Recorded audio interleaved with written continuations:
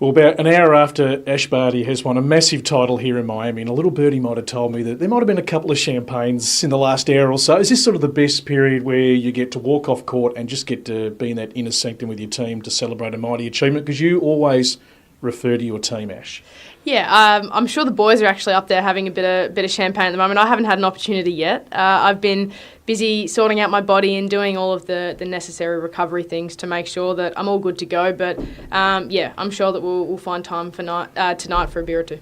Because that's, I suppose, one of the questions, or one of the things that people don't see behind the scenes is how does a tennis player celebrate? Because the tour moves so quickly, and you have to get on with playing the next week and the next tournament. For an Australian, there's a fair bit of travel involved. But do you actually get an opportunity? Do you allow yourself to sort of really celebrate the wins?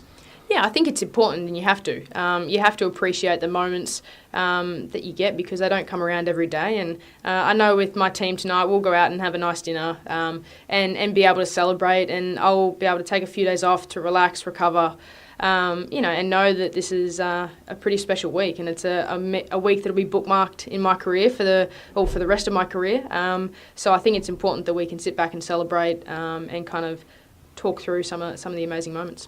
Indian Wells, Miami, it's a huge month, Ash. And here, I mean, it didn't get off to the absolute perfect start. You played your Stremska, and I think, you had the foot was sort of giving you a few issues. So you've had to guts it out the last 2 weeks. There's been a little bit of adversity. You've beaten some really good players. Beating Kvitova for the first time was a major scalp. Just take us through how you've sort of navigated your way through the last fortnight. Yeah, it's been an extremely busy month. I think all of 1 or 2 days off. And yeah, with the cards that we were dealt at the start of the week with my body, I'm so proud of myself and my team, the way that we've been able to navigate through, continue to grab the opportunities and try and enjoy them because, as I keep saying, they do not come around every week. And to be able to play top quality players is what we're after.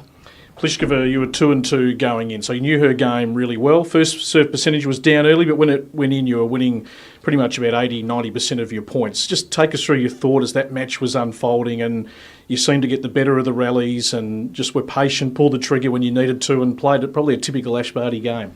Yeah, I think it's always a little bit intimidating at the start with the way that Kai returns. She takes the ball extremely early and looks to be on the front foot. So when you do miss your first serve, she punishes you. And I think I just needed to reset, take a deep breath, and continue to try and hit my spots on serve and serve as I usually do, and then try and extend the rallies as much as I can and turn it into a bit of a physical battle.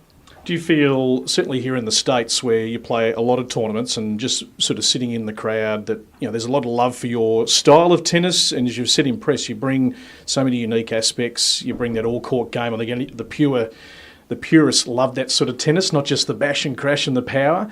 I reckon you'd be pretty proud of that style of tennis that you bring, certainly from an entertainment point of view, for people who come through the gates to watch you play. Yeah, and I think for me, that's how I enjoy playing tennis. For me, that's tennis in its most pure form, is when you can go out there and bring creativity and variety into it. And, I think certainly I get a lot of support worldwide, and in particular here in America, and I think it certainly helped that I played with Coco and had great success with her. Maybe I'm a little bit of an adopted American, but I'm certainly an Aussie. So back home to rest, to Queensland, your home state, the Fed Cup. An amazing performance to beat the US here. You've talked about that and what it means to you, but to get to the final would be a huge achievement. Belarus, you sort of know them backwards. Playing with Azarenka here, playing against Sabalenka. Talk us through the next 3 weeks as you build up to what is something that's very, very important to you. Yeah, it is, and I think it's crucial for me to make sure that I'm rested and well recovered to try and be able to play my best at this Fed Cup tie that's coming up in Brisbane. It's amazing that we have it at home, and for me in particular, extra special that it is in Brisbane. But the Belarusian team is extremely strong. They have so many options for both singles and doubles, and a little bit of we kind of don't know what they're going to throw at us because they have so many options. But the team that we have in Fed Cup, our captain Alicia is the ultimate professional. She crosses every T and dots every I in regards to preparation, and then we know that come Saturday and Sunday, Easter Saturday and Sunday this year, we can go out there and try and play with freedom, play the Australian brand of tennis, and really try and make Aussies proud. Job well done. Love watching you play, and really I think it's the tip of the iceberg. So as a fellow Australian to another Australian, job well done, and absolute pleasure to be here and see it live. Cheers, thank you.